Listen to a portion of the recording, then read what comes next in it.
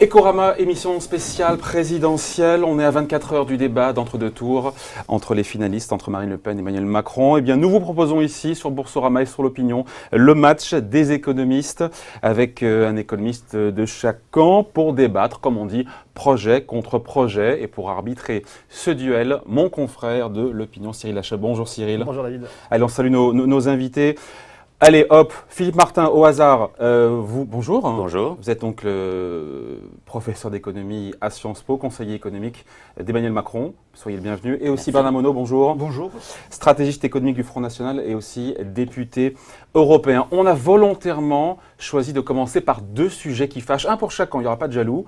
On parlera de la CSG juste après avec vous, cette hausse de la CSG qui fait peur, qui est dans le programme d'Emmanuel Macron. Mais surtout, on parle de l'actualité. C'était ce week-end avec ce gros flottement quand même si je sais que vous n'êtes pas d'accord Bernard Monod, mais il y a eu un gros flottement ce week-end. On ne comprend plus rien quand j'en ai parlé autour de moi, la position de Marine Le Pen sur la sortie de l'euro. Elle nous a toujours dit que c'était urgent. Vraiment, c'était urgent. Il fallait tous nos maux, tous nos problèmes économiques venaient du problème de l'euro. Il fallait en sortir. C'était urgent, la source de tous nos malheurs. Et puis depuis quelques jours, on voit bien que dans l'accord qui a été signé, c'est vrai, l'accord qui a été signé avec Nicolas Dupont-Aignan, on n'en parle plus. Enfin, on dit que c'est plus un préalable de politique économique. Dans la profession de foi de Marine Le Pen, hop, ça a disparu. La question est simple. Est-ce que ça va se faire? Est-ce que, c'est toujours aussi urgent de revenir au franc? Est-ce que Marine Le Pen, oui ou non, va le faire? Ou est-ce qu'elle rétropédale sans le dire, sans l'assumer? C'est toujours urgent de sortir de l'euro-monnaie unique pour le transformer en euro-monnaie commune. Simplement, nous allons le faire dans la négociation, dans la discussion, avec nos partenaires de l'Eurogroupe et puis ensuite avec les institutions. Mais donc oui, on ça revient se au franc. fera Oui, avec un objectif de on a envie consensus. de l'entendre, Bernard Monod. Oui, on reviendra au nouveau franc français et parallèlement, au niveau international, nous aurons l'euro-monnaie commune que nous allons négocier avec l'ensemble de nos partenaires. Donc oui, on revient au franc. Après, on donne la parole à Philippe Martin. On revient au franc, mais sur le calendrier, je ne sais pas si vous avez vu, il y a Marine Le Pen qui a affirmé, c'était sur Europe 1, que ce retour à une monnaie nationale se ferait pendant son quinquennat. Et au même moment, on a Florent Philippot sur France Inter de mémoire qui nous dit « Dans un an, on achètera sa baguette de pain avec des francs ». C'est dans un an, c'est dans 5 ans, c'est quand, puisque ça va se faire? C'est à la fin des discussions, des négociations. Nous souhaitons le faire de manière consensuelle, d'abord avec nos partenaires et les institutions, et dans un deuxième temps, vis-à-vis des Français, parce que Marine Le Pen ne fera jamais rien contre l'avis des Français, donc elle va soumettre le résultat de ces négociations au terme. Alors pourquoi Florent Philippot parle d'un an? Pourquoi il nous dit dans un an, Florent Philippot? C'est une image. Ah, c'est une image. Mais ça peut très bien arriver dans 8 mois, 9 mois, 10 mois. Je vous ou dans 5 ans. Que, compte tenu de la gravité, non, pas du tout. Compte tenu de la gravité de la situation dans la zone euro, je peux vous dire que ça va aller extrêmement vite. Philippe Martin? Est-ce que c'est plus clair pour vous là, après cette longue explication? Je pense que c'est pas clair pour moi, je pense que c'est pas clair pour les Français. Sur une question aussi grave que la monnaie, je pense qu'on ne peut pas varier autant en quelques semaines. C'est-à-dire que Marine Le Pen a eu 3 positions. La première position, c'était il faut absolument sortir de l'euro très rapidement. Et d'ailleurs, elle disait, c'était le 27 mars sur Europe 1, 70% de mon programme ne peut pas être appliqué tant qu'on est dans l'euro et tant qu'on est dans l'Union européenne. Donc ce qu'elle nous dit maintenant, c'est, deuxième position, après le ralliement du Dupont-Aignan, finalement, je ne sais pas très bien quand est-ce qu'on va le faire, ça va dépendre des négociations et c'est même plus véritablement dans son programme. Troisième position, alors ça c'est la plus surréaliste, c'est de dire mais finalement on aura 2 monnaies. On n'aura plus l'euro et le franc français, on aura 2 monnaies. Ce qui n'existe nulle part ailleurs. Moi je pose la question, est-ce qu'il y a d'autres pays qui ont 2 monnaies légales dans leur économie? Et comment on va faire? Parce que Marine Le Pen nous dit aussi, ah non mais l'euro ce sera pour les grandes entreprises exportatrices. Il y a 2 questions en une. Oui, mais juste je termine là-dessus, ce qui est quand même très grave parce qu'elle oublie que 90% des exportateurs, ce sont des PME. Donc, elle déconsidère complètement les PME de ce point de vue et il y a une sorte de discrimination contre les PME. Quels sont les pays dans le monde, Cyril? Quels sont les pays dans le monde qui ont 2 monnaies? Non, mais je crois que M. Martin fait exprès de ne pas comprendre ou alors, s'il ne comprend pas, c'est très grave parce que vous avez quand même travaillé à la fête de New York. Si vous ne comprenez pas les mécanismes, il n'y a aucune monnaie, double monnaie en France. Il y aura le nouveau franc français qui aura seul cours légal en France, à l'échelon national. Et à l'échelon international, nous allons passer à l'ancien système qui était le SME avec du temps de l'écu jusqu'en 1999 et donc ce sera un euro monnaie commune, justement pour les entreprises que vous chérissez, les grandes entreprises multinationales, qui continueront à commercer comme ils le font en dollars, en livres sterling, en euros aujourd'hui, ils seront en euros. Donc il y aura deux. Moi, je reprends les déclarations de Marine Le Pen. Elle a dit qu'il y en a deux monnaies. Il y aura l'euro et le franc français, l'euro monnaie commune et le franc français. Je comprends mieux pourquoi la France est ruinée avec votre politique socialiste, idem à celle de M. Sarkozy. Mais vous ne répondez pas précisément à la question, qu'est-ce qui se passe quand il y a deux monnaies dans un pays? Mais dans quel pays il y a deux monnaies en circulation? Mais il n'y a aucun, je viens de le dire, j'ai l'impression que vous ne comprenez pas, M. Martin. Il n'y aura qu'une seule monnaie qui aura cours légal en France, le nouveau franc français. On est à la 4e position sur le sujet de l'euro qui vient d'être déclaré aujourd'hui. Finalement, il n'y en aura qu'une. Si ceux qui nous écoutent vont sur le site du Front National, ils verront que depuis 2008, nous tenons exactement la même position. À relire les déclarations de Marine Le Pen. En 2012, on parlait déjà de la même chose avec une coexistence entre l'euro, monnaie commune, qu'on appelait l'écu, et le nouveau franc français. C'était déjà. L'écu n'était pas une monnaie. C'était déjà une transaction. L'écu n'était pas une monnaie de transaction. Ben, ça va le devenir justement grâce à nos négociations. Donc, on aura deux monnaies. Donc il y aura une unité de compte pour le commerce extérieur des grandes entreprises, entre autres. Et des entreprises exportatrices qui vous tiennent à cœur, qui vont justement regagner 20% de compétitivité, parce que nous allons faire sauter le taux de change fixe entre l'Allemagne notamment et la France, qui va permettre de regagner 20% de compétitivité. Et on perdra 20%. Pas du tout, on va gagner sur les prix, ce sera une compétitivité de prix qui permettra d'être concurrent vis-à-vis notamment de l'Allemagne. Est-ce que cette introduction justement d'une double monnaie, j'allais dire une sorte de monnaie de référence internationale ou monnaie pivot par rapport auquel le nouveau franc se situerait, n'est pas une manière de reconnaître que si jamais on change complètement de monnaie, c'est-à-dire qu'on rebascule dans une monnaie nationale, il y a des risques très importants de dévaluation, d'attaques spéculatives contre le franc et donc de hausse colossale de l'inflation. Ça sera la monnaie des ménages. On ira acheter une baguette de pain avec ce franc. C'est pas une manière. Oui, mais alors justement, pour les Français, ça ne changera absolument rien. Leur baguette à 1 euro vaudra un nouveau franc français. Leur salaire à 1 500 euros vaudra 1 500 nouveaux francs français. Et pour l'international, ce sera l'euro, monnaie commune au niveau international. Mais je vous rappelle quand même qu'il y aura toujours le dollar, la livre sterling. Que je sache aujourd'hui, le Royaume-Uni a la livre sterling et il commerce dans toutes les devises internationales. Ça ne pose aucun problème. Mais pour ces messieurs, notamment M. Macron, ça pose des problèmes évidemment. Quand on voit le résultat catastrophique qu'il a mené avec sa politique, 300 milliards d'euros de dette, 420 000 chômeurs supplémentaires. Bernard Monod, cette monnaie nationale, celle des ménages, elle serait amenée à se dévaluer? Non, il n'y a plus besoin. Je vous ai lu. En fait, ce que vous dites, c'est que vis-à-vis de l'Allemagne, il y aura un décalage de 20%, 15% lié à l'appréciation du mark, et 5% de baisse, mais attendez la fin, et 5% de baisse liée au nouveau franc, sauf que tout ce qu'on importera d'Allemagne sera bien 20% plus cher. Oui, ça nous permettra d'exporter aussi beaucoup plus en Allemagne parce que nos prix auront baissé de 20% immédiatement, et nos prix sans saccage social. Car ce que vous dites pas, M. Martin, c'est le saccage social qui va être imposé par l'austérité, la politique austéritaire de l'Union européenne. Parce que M. Macron va se soumettre à la feuille de route de l'Union européenne. Et les Français vont terminer, à terme, les Français vont terminer comme les Grecs et les Chypriotes. Ça, vous ne le dites pas. Je pense qu'ils veulent des choses précises, et en particulier sur le fait d'être dans la misère, c'est très précis. Tout ce qu'on va importer en tout cas d'Allemagne sera 20% plus cher, on en convient. Appréciation de 15% du mark, baisse du nouveau franc de 5%. Ce qu'on importe, peut-être qu'on exportera plus, mais ce qu'on importera d'Allemagne, si on est logique et cohérent, c'est 20% plus cher. Oui, mais parallèlement, la réponse est oui. Le fait d'avoir une politique monétaire, ça permet de relancer aussi une réindustrialisation. Ça fait partie du programme de patriotisme économique et on va relancer des industries en partenariat avec les industriels français et ça permettra de faire des produits. Si je peux parler, et nous n'aurons plus besoin d'importer de produits. Il n'y aura pas de gain de compétitivité puisque d'un côté, on nous dit on va gagner 20% vis-à-vis de l'Allemagne et on va perdre 20% ou certainement plus vis-à-vis de l'Espagne et l'Italie, parce que très clairement, et là, de ce point de vue, je pense qu'on est d'accord, c'est que si la France sort de l'euro, très clairement, certainement, l'Espagne et l'Italie sortiront aussi, et on va retrouver le jeu des dévaluations compétitives qu'on avait dans le système monétaire européen, avec énormément. Et à ce jeu-là, on ne sera pas gagnant, on y perdra. Enfin, le passé nous l'a prouvé. Absolument. Alors, moi, je pense qu'il y a un autre sujet sur lequel il faut quand même insister, c'est sur l'épargne. Les agences de notation ont bien dit qu'en effet, lorsque la France va sortir de l'euro, elle considérerait que c'est un défaut. Unilatéral. Un défaut unilatéral de la France. Et donc, ce que ça signifie, c'est que toutes les grandes banques, tous les investisseurs internationaux qui ont aujourd'hui de la dette française, ils vont le vendre immédiatement. Ils n'auront même plus le droit de l'acheter.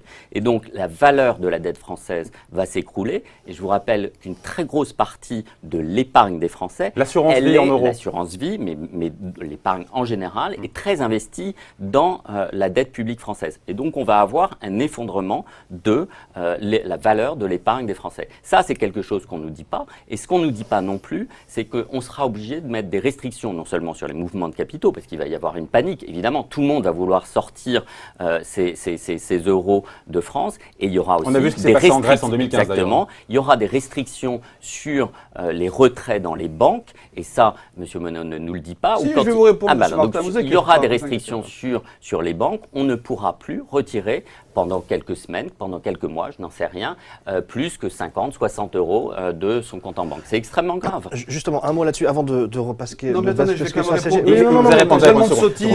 Oui, mais qu'est-ce que vous faites concrètement? Ils sont au pouvoir depuis des décennies, ils ont ruiné la France. Il y a 2200 milliards d'euros. Mais si Marine Le Pen gagne dimanche soir, si Marine Le Pen gagne dimanche soir, qu'est-ce que vous faites concrètement lundi matin pour freiner tous ces risques de fuite de capitaux immédiats? Il n'y aura pas de risque de fuite de capitaux parce que c'est pour aller. Ils iraient où? Ils vont aller en Allemagne, ils vont aller en Italie, ils vont aller en Espagne. Luxembourg. Sauf que ce que vous ne dites pas, c'est que la situation du système bancaire européen est catastrophique. Vous avez la Deutsche Bank et la Commerzbank qui sont en situation extrêmement critique. Là, vous ne répondez pas à la question. Vous permettez que je réponde comme je veux, merci. Donc, en Italie, il y a des banques qui sont en situation déjà de faillite. Voilà. Donc ça, vous ne le dites pas parce que tout le système bancaire est sous-capitalisé à cause de la crise de 2008 que vous soutenez avec votre politique. C'est le sujet. C'est le sujet. Mais comment on fait pour empêcher que les Français retirent leur argent pour le mettre en euros dans une banque au Luxembourg, en Espagne? Mais ils n'auront pas besoin de le retirer parce qu'ils resteront en France, parce qu'ils auront confiance par la politique que nous aurons. Ça, c'est un pari. C'est un pari. C'est pas un pari. Nous allons le négocier tout ça avec nos créanciers. Vous parlez de la dette. Si vous nous allons négocier que votre avec nos épargne va être créanciers. dévaluée de 20% dans une semaine, vous allez retirer votre argent. Tout le monde fera ça. Les très riches iront au Luxembourg et en Allemagne. Et les plus modestes, ils vont essayer de retirer leur argent de leur compte en banque. Nous allons négocier avec nos créanciers internationaux pour obtenir un accord, un consensus pour les rembourser la dette que vous avez contractée, vous, 2200 milliards d'euros. Oui, je viens d'entendre, on renégocie la dette française. Nous allons renégocier la dette sur les marchés financiers. Donc on ne repaye pas la dette. Non mais c'est extrêmement grave. Nous allons rembourser la dette que vous avez faite, M. Martin, M. Macron, M. Hollande, M. Sarkozy. Pas la dette 2200 milliards d'euros de dette. M. Macron, à lui tout seul, c'est 300 milliards d'euros. Vous pouvez répéter ce que vous venez de dire. Vous venez de dire, nous renégocions la dette publique française. Avec nos créanciers. C'est une grande nouvelle. Pour payer la dette que vous n'avez jamais remboursée. On apprend des choses dans ça sert à ça les débats aussi. Nous allons renégocier la dette publique. On lève des lièvres parfois. Renégocier, c'est pour obtenir un consensus avec nos créanciers. Et nous allons rembourser la dette que vous avez contractée et c'est extrêmement grave ce que vous dites, monsieur Monod. Attendez. Écoutez, ce qui est grave, monsieur, c'est que les Français, ils ont 34 000 euros sur chacune de leurs têtes à rembourser. C'est 6,5 millions de chômeurs. C'est des déficits intérieurs, des déficits extérieurs. Qu'est-ce que vous faites de la disparité entre l'Allemagne et la France? 250 milliards de balance commerciale supplémentaire et 50 milliards de déficits. On va passer ça, c'est la politique de l'Union européenne. On va passer au second sujet, messieurs. Non mais attendez, je termine quand même ma phrase. C'est la politique de monsieur Macron déjà qu'il a. Parce que son bilan, il est là, monsieur Macron. Il a des chômeurs à son passif. Il a 300 milliards d'euros de dette et il vient nous donner des leçons sur la gestion de la dette. Pour être sûr que tout le monde ait bien compris, on reviendra au franc avec Marine Le Pen. La réponse est oui. Le nouveau franc français au niveau national. Mais quand, mais quand vous ne pouvez pas dater. Si, à la fin de la négociation, nous irons devant les Français. Et Marine Le Pen a dit, ça ne sera pas 6 mois, ça sera peut-être des mois, des années. Et Marine, ça sera au terme de la négociation qui prendra au moins 6 mois. Et à ce moment-là, il y aura un référendum qui sera proposé aux Français. On ne fera rien contre les Français, on fera les choses dans l'intérêt des Français. A raison, peut-être que dans un an, on achètera notre baguette en francs. Peut-être, c'est possible, mais c'est une image, si vous voulez. Le but, c'est de se libérer. C'est de se libérer avec l'accord des Français. Alors, autre sujet. Premier sujet qui fâche, Laurent, on a compris, on vous met.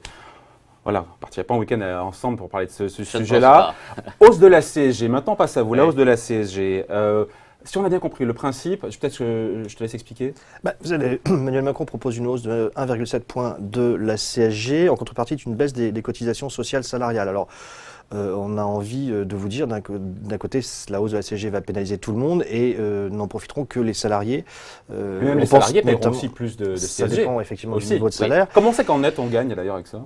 Et est-ce que ce n'est pas d'abord une mesure qui va pénaliser une certaine frange de population, et on pense notamment aux retraités. Donc quelle est la philosophie de cette mesure et quels sont finalement les arguments salariés complètes, les retraités pénalisés et pour les retraités et pour certains salariés? Si la hausse de la CSG augmente et qu'il y a une baisse des cotisations sociales, l'un compense l'autre. Est-ce qu'on est tous gagnants ou il y aura des perdants? Tous les salariés seront gagnants puisque la hausse de la CSGT est inférieure à la baisse des cotisations salariales. Les cotisations salariales vont baisser de 4,1% et la CSG va augmenter 3,1. Moi j'ai dit 3,1%. Et la CSG va augmenter de 1,7. Donc il y a un gain de pouvoir d'achat pour tous les salariés. Par ailleurs, sur les retraités, 40% des retraités ne paieront pas cette augmentation de CSG. Donc nous excluons de l'augmentation de CSG.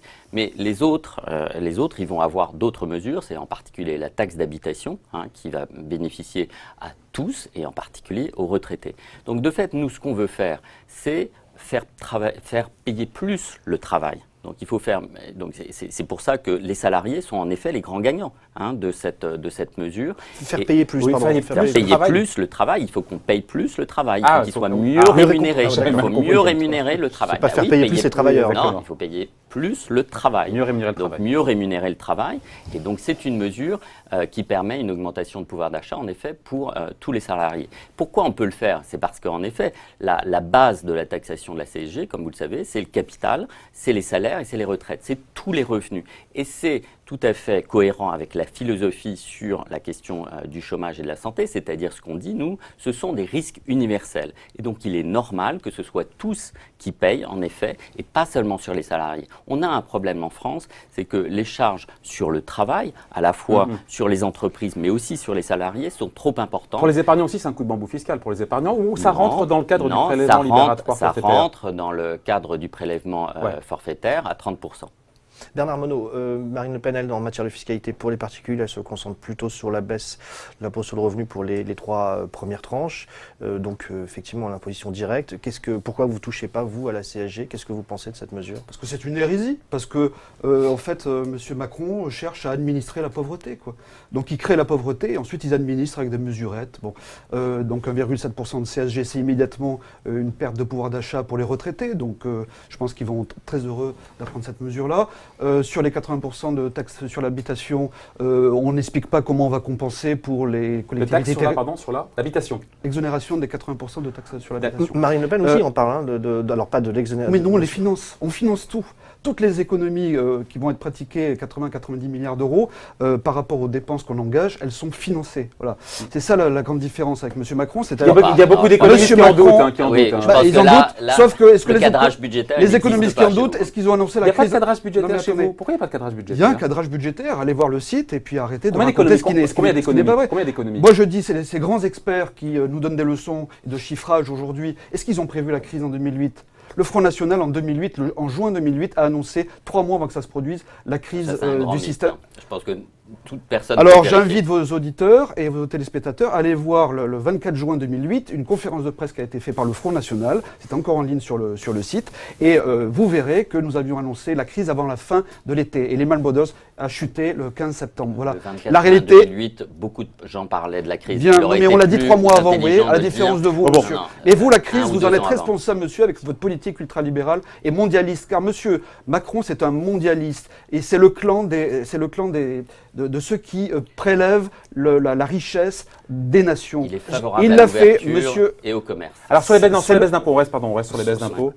Alors moi j'aimerais qu'on reste effectivement sur la fiscalité avec un sujet alors soit qui fâche, soit qui vous réconcilie, mais il y a un sujet commun entre vous deux, c'est la baisse d'impôts pour les entreprises. Finalement vous avez un IS à 24%, à 25%. Ah ben est-ce qu'on peut dire qu'au moins en France, il y a un consensus sur le fait qu'il y a un dumping fiscal mondial. Même Mélenchon le proposait d'ailleurs. Il y a un dumping fiscal mondial, donc il est logique quelque part qu'on cherche à diminuer pour s'aligner sur les grands pays. Si vous êtes d'accord, quel calendrier? Parce qu'il y a déjà une réforme qui est en cours. C'est immédiat. On sera à 28% en 2020. en 2020, aujourd'hui, c'est ce qui est prévu, 28% en 2020. À quand on est à 25% avec 24% dès l'exercice 2008 dans la loi de finances. 2018, pardon. Ouais. Dans la loi de finances. C'est ce qui me fait dire qu'il n'y a pas de cadrage budgétaire, parce que nous, on est plus prudent, et donc c'est 2022. Sur 25%. Évidemment, parce que vous avez tellement de charges à couvrir avec votre politique. Ce que je voudrais dire quand même, c'est que M. Macron, c'est quand même le pirate européen et français des entreprises qui ont... Celui qui a vendu, vous l'avez dit il y a 3 jours sur Canal+. Oui, absolument. Il a fait vendre Alstom, il a fait vendre Technip, il a fait vendre SFR à M. Drahi, il a fait vendre les aéroports. En particulier, moi je voudrais que vous preniez position sur le scandale de Toulouse. Il a quand même vendu l'aéroport de Toulouse contre l'avis de la CCI de Toulouse à un groupe chinois d'investissement qui immédiatement ont pompé la trésorerie et les dividendes de... Donc moi je voudrais bien quand même que vous preniez position sur ce dossier-là. Allez, rapidement. Et j'ai une dernière question. C'est simplement à dire que c'est faux. Sur Alstom... C'est faux, ils ne vendent pas les bijoux de famille, M. Macron, depuis qu'il est au pouvoir avec M. Hollande. C'est totalement faux.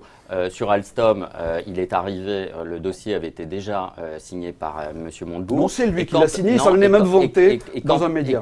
Et quand on regarde ce qui s'est passé avec le rachat de GE sur la partie énergie, aujourd'hui, en termes d'emploi, en termes d'investissement, je pense que le bilan n'est pas si mauvais que ça. Oui, sauf que Alstom n'est plus français, c'est américain. C'est ça la réalité. Mais les emplois sont français. Ça s'appelle une trahison vis-à-vis des Français. Et les plans des emplois qui suivent. C'est pas pour rien que le chômage explose à cause de M. Macron. Ça n'est pas d'interdire aux entreprises étrangères d'investir en France. C'est pas la meilleure manière de créer des emplois. Pour les patriotes, on empêche une grande puissance et une grande entreprise empêchons de créer des emplois en France. Oui, c'est ça, vous avez créé des emplois. Combien de chômeurs le mois dernier? 43 700 supplémentaires à cause de M. Macron et de M. Hollande. Alors, écoutez, soyez au moins honnête. Si vous n'êtes pas bon, soyez au moins honnête. Je pense que Emmanuel Macron, s'il était satisfait de la situation, il n'aurait pas démissionné du ministère de l'économie, il n'aurait pas lancé son mouvement et il ne serait pas aujourd'hui candidat à la Oui, c'est le radeau de la Méduse pour reprendre tous les anciens classiques de la politique. Une dernière question, parce qu'on est là aussi pour être très concret pour les auditeurs. Sur le prélèvement à la source, et après on en aura fini avec la fiscalité. Alors vous, c'est clair, vous n'appliquerez pas cette réforme. Et alors pour le coup, Emmanuel Macron dit on va peut-être un peu attendre. Quelle est la position? Non, il veut être sûr que les choses se passent bien. Donc il est favorable sur le principe parce que c'est une réforme de modernisation et c'est quelque chose qui existe dans la plupart des pays dans le monde, la plupart des pays industrialisés. Mais il veut être sûr qu'il n'y aura pas de couac et donc en effet, il veut expérimenter pour être sûr que ça se passerait bien. Du côté des entreprises, pour que les entreprises aient le temps nécessaire pour le mettre en œuvre. Absolument. Est-ce que ce n'est pas juste une hausse d'impôt déguisée, cette taxe de 3% sur les produits importés, supposer qu'on puisse la faire, parce que tant qu'on sera dans l'Union européenne, on ne pourra pas la mettre en place. C'est les consommateurs. Nous allons la négocier, vous voyez. Oui, mais là encore, quand, vous ne pouvez pas le faire tant que vous ne sortez pas. Vous êtes d'accord? Mais une négociation, monsieur, c'est pour obtenir des résultats. Donc ces résultats-là, on va les présenter aux Français le moment venu. Et ils arbitreront dans un référendum. C'est le fait qu'il n'y a pas de taxe sur les productions pour obtenir à l'intérieur de l'Union européenne. Ça vous le comprenez quand même. Oui. Si vous ne comprenez pas les mécanismes. Donc c'est un calendrier, ça. Je vous dis, mais qui paye une taxe? Ça, c'est Bernard Monod, qui paye une taxe à 3% sur les importations? Ce sont les Français, ce sont les consommateurs. C'est une hausse d'impôt déguisée, ça? Non, pas du tout. Mais c'est comme une TVA. C'est pour financer. C'est une taxe sur la consommation. Oui, mais nous, on le fait pour financer. Il faut le dire dans ces cas-là. La hausse du pouvoir d'achat, des bas salaires. Parce que vous taxez la consommation et ensuite vous redonnez du pouvoir d'achat. Ça, c'est un jeu de bonne sur leur salaire. Parce que ce que vous dites pas aux Français, ce qui va leur arriver, c'est que si on reste dans l'euro-monnaie unique, il va y avoir une déflation des salaires, il va y avoir une fin du système de protection sociale, sécurité sociale, assurance chômage, retraite. C'est ça qui pend au nez des Français. Avec votre politique ultralibérale, enfin celle de l'Union européenne, Martin, c'est une hausse d'impôt déguisée. C'est une hausse d'impôt, mais quand on met des taxes sur les importations, c'est une taxe sur la consommation, sur les biens intermédiaires aussi pour les entreprises. C'est les consommateurs, c'est les entreprises qui achètent ces biens. Et pire que ça. Mais en parallèle, il y a des mesures de pouvoir d'achat. Non, mais attendez, pire que ça, c'est-à-dire qu'évidemment que nous, si on met des taxes sur les exportations de l'Allemagne vers nous, évidemment qu'eux vont mettre aussi des taxes. Ils n'ont pas intérêt. Il y aura des mesures de rétorsion. Ils nous vendent plus que ce qu'on leur vend, monsieur Monod. Donc ils vont mettre des taxes sur nos Regardez la situation de l'Allemagne avec le Royaume-Uni.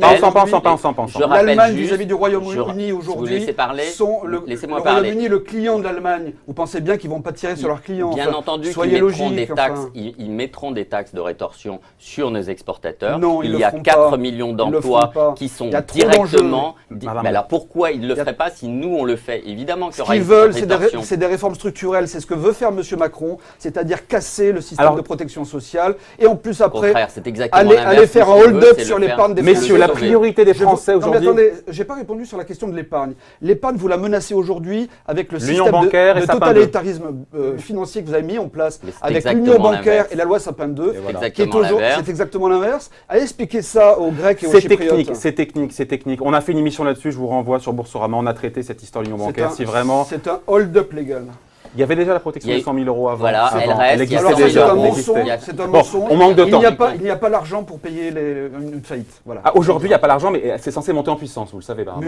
L'Allemagne n'en veut pas. Le fonds de garantie européen, l'Allemagne n'en veut pas. Ils nous ont bernés. Allez, la priorité, messieurs, il nous reste 6 minutes. La priorité des Français, aujourd'hui, vous le savez, c'est la lutte contre le chômage. Qu'est-ce qui vous différencie? Marine Le Pen, pour elle, on ne touche pas à la loi travail. On va plus loin pour Emmanuel Macron. Comment on fait pour aller vers 7% des taux de chômage? Il faut 3 choses. Il faut d'abord un choc de confiance avec une baisse de charges. Parce que c'est vrai qu'aujourd'hui, les charges sont trop élevées sur le travail. Donc c'est ce qu'on fait en transformant le CICE en baisse de charges. Vous le faites tous les deux d'ailleurs, ça aussi. Oui, tout à fait. Il y a un consensus. Mais on va plus loin parce qu'on fait une baisse de charges au niveau du SMIC qui fait qu'il n'y a plus de charges au niveau du SMIC. Donc on va plus loin en termes de baisse de charges. Ce qu'on dit aussi, c'est qu'il faut avoir en effet un marché du travail qui fonctionne mieux. Si on est à 10% de chômage aujourd'hui, ce n'est pas seulement la crise, c'est que ça fait 30 ans qu'on a un marché du travail qui ne fonctionne pas. Nous n'avons pas eu un taux de chômage en dessous de 7% depuis 1983. Donc ça n'est pas que la crise financière.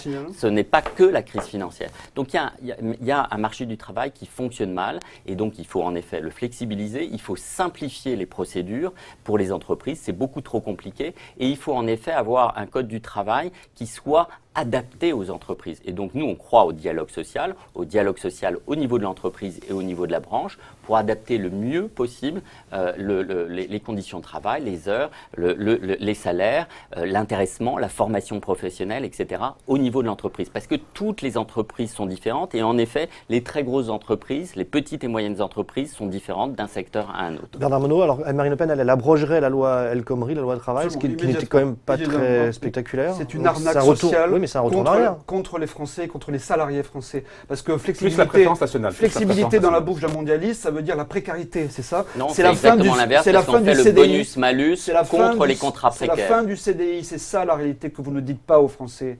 Parce que de toute façon, l'Union européenne va vous imposer leur politique d'austérité.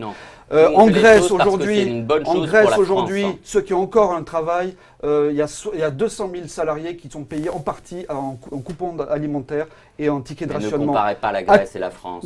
Mais on y va tout droit avec votre politique. Dans moins de 4 ou 5 ans, c'est la banqueroute généralisée en France avec M. Macron. Il l'a déjà prouvé avec son bilan. Sur l'emploi, concrètement, qu'est-ce que ça veut dire? Sur l'emploi, nous allons parallèlement, c'est pour ça que nous avons besoin de patriotisme économique et donc besoin de notre politique monétaire, nous allons aider les industriels à développer, à lancer un grand plan de réindustrialisation dans tous les secteurs économiques. Et à partir de là, notre objectif, c'est de faire au moins 1 million à 1 200 000 emplois industriels nouveaux, ce qui va créer en plus des emplois. C'est Gattaz qui va être content, il faudra mettre un petit pins comme Gattaz. Mais oui, mais nous, on va faire ce que M. Gattaz n'a pas fait dans ses promesses. Comment vous réagissez à ça, Philippe Martin? Ça, c'est des objectifs, mais on n'a pas compris exactement quels sont les moyens. Donc, nous, ce qu'on dit, c'est que… Les moyens, monsieur, je viens de vous dire qu'on va financer un grand plan de réindustrialisation grâce à la Banque de France. Ah oui, c'est la planche à billets. Voilà, la planche à billets. C'est l'économie magique. C'est pas la planche à billets, puisque monsieur Draghi fait exactement. Donc, on va faire le plan de continuation. Monsieur Draghi, il sauve les banques et il sauve le marché financier. Voilà ce qu'il fait. Nous, on va l'orienter vers l'économie productive, vers l'économie réelle qui crée des emplois. Vous les avez détruits depuis 20 ou 25 ans, les emplois, avec cette politique ultralibérale. Non, il y a un second point sur lequel moi je veux insister parce que c'est un point essentiel sur l'emploi, c'est la question de la formation, de l'éducation et de l'apprentissage. Parce qu'il y a 2 stratégies. Il y a une stratégie à court terme où en effet il faut faire baisser le coût du travail et en particulier pour les moins qualifiés. Je rappelle qu'aujourd'hui 80% du chômage, ce sont des gens qui ont soit pas le bac, soit juste le bac. Et donc il y a un vrai problème de formation en France. Les pays qui ont réussi justement dans la mondialisation, et qui ont réduit le chômage, aujourd'hui à des niveaux de 5%, ce sont des pays qui ont un système de formation professionnelle extrêmement efficace. Donc il faut complètement transformer ce système de formation professionnelle et en particulier pour les jeunes qui n'ont pas eu de formation et pour les chômeurs. Et la directive travailleurs détachés, vous en faites quoi alors? Il veut la réformer, Emmanuel Macron, Oui, il a dit ce matin, mais on manque de temps. Juste, on va parler de la retraite. Oui, alors parce que finalement le seul candidat dans cette élection qui assumait d'allonger l'âge de départ à la retraite était François Fillon. Il a été battu. Alors Marine Le Pen, elle veut quasiment revenir à 60 ans. Vous transformez le système de retraite, mais vous ne prononcez jamais le mot d'allongement de départ, de l'âge de départ à la retraite. C'est impopulaire. Hein. Mais oui, mais alors, oui, mais d'un autre côté, non, ce que vous travailler faites, jusqu'à 68 ans. ce que vous faites, c'est une Travailler mesure. jusqu'à 68 ans, ça c'est sûr. mais C'est est-ce qu'on ne peut pas C'est dire une mesure qu'il faut démagogue de travailler plus? retour à 60 ans Voilà. et qui n'est pas Voilà. financée. Qui coûte combien d'ailleurs? 15 milliards, c'est ça? C'est 15 milliards d'euros. Vous qui avez un cadrage budgétaire. 17 milliards à peu 17. près, mais on le finance par toutes les économies sur les mauvaises dépenses qu'ont fait ces messieurs. Mais parce que donc, est-ce que ça veut dire que les uns et les autres, vous assumez vous dites que ça ne sert à rien de travailler plus? C'est pas comme ça qu'on équilibrera le régime Non. des retraites? Notre position officielle, c'est l'âge de 60 ans avec 40 annuités de cotisation. Voilà. On part aujourd'hui, on rentre dans la carrière à 23 ans, 23 plus 40, ça fait 63 ans, donc on ne pourra pas difficilement partir moins. Ceux qui ont eu leurs 40 annuités et qui sont arrivés à 60 ans pourront partir, mais c'est une infime partie de la population. Donc on l'a quand même financé en face. Mais on estime qu'au bout de 40 ans de travail, on a le droit de prendre sa retraite. Voilà. Donc, D'autant qu'il y a beaucoup de chômage des seniors, donc je ne vois pas comment ça peut tenir leur système. Sur le cadrage budgétaire, vous êtes très sceptique sur le cadrage budgétaire du projet de Marine Le Pen. Ah ben moi je ne l'ai pas vu, personne ne l'a vu. Alors nous on a eu un certain nombre de critiques pas, sur notre vous avez cadrage pas vu, budgétaire. C'est le problème quand même. Il y a eu un certain nombre de demandes d'explications, de précisions, ce qu'on a fait. Il y a énormément de documents la question, sur le site, mais il n'y a pas de cadrage Il y a un budgétaire. Non, moi je voudrais dire quand même qui est en quelque chose ligne, sur les retraites. les auditeurs à aller voir. Parce que M. Monod s'est expliqué sur le sujet. Moi, je pense qu'aujourd'hui, on a un très grave problème des retraites, qui est un problème de méfiance de toute une génération et de non-transparence sur la retraite. Donc nous, ce qu'on propose, c'est un système extrêmement simple, extrêmement transparent, où toute personne ici, quel que soit son métier, son secteur, sait que si elle cotise 1 euro, elle aura tant de points, tant d'euros au moment de la retraite. Ça ne résout pas la question de l'allongement de la durée de vie. Si, parce que c'est un système qui a été mis en place en Italie, en Allemagne, en Suède, en Pologne, et c'est un système justement qui est équilibré parce que la valeur du point au moment où vous prenez votre retraite, elle est telle que justement le système est automatiquement équilibré. Donc en effet, lorsqu'il y a un allongement de la durée de la vie, c'est vrai. Si on veut avoir la même retraite, en effet, il faudra travailler plus. Donc c'est un système qui est équilibré de manière automatique. Travailler avec du chômage des seniors. Mais bravo. Écoutez, mettre bravo. ça c'est une politique malthusienne que de croire qu'en enlevant des travailleurs du marché du travail, on crée de l'emploi. On a compris qu'on ne vous mettra pas d'accord. C'est ça le problème. Bon, en tout cas, on a vu que ce sont deux projets qui sont radicalement différents, Absolument. même s'il y a des sur l'impôt sur les sociétés à 25%, à 24%, sur les baisses des cotisations, on aura pu vous. Ce sont des facteurs mineurs. Le gros problème qu'il faut comprendre, c'est que c'est mineur pour les patrons. La baisse du coût du travail pour les patrons, c'est mineur. Non, pas pour les patrons. Bon. C'est majeur pour eux. Mais dans une macroéconomie nationale qui voit un clivage entre les mondialistes et les patriotes comme nous, c'est mineur. Donc nous, on a besoin des outils. On a besoin des mêmes outils que les États-Unis, que les Royaumes-Unis. Merci à tous les deux. Bernard Monod, député européen, stratégiste économique du Front National pour Marine Le Pen. Et en face, Philippe Martin, professeur à Sciences Po et donc conseiller économique d'Emmanuel Macron. Et pour arbitrer ce duel, on a pris du plaisir. Et M. Hollande aussi. Cyril Lachèvre, voilà, évidemment, débat à retrouver en replay sur le site de Boursorama. Merci, monsieur, on continue dehors si vous voulez. Allez, bye. Merci.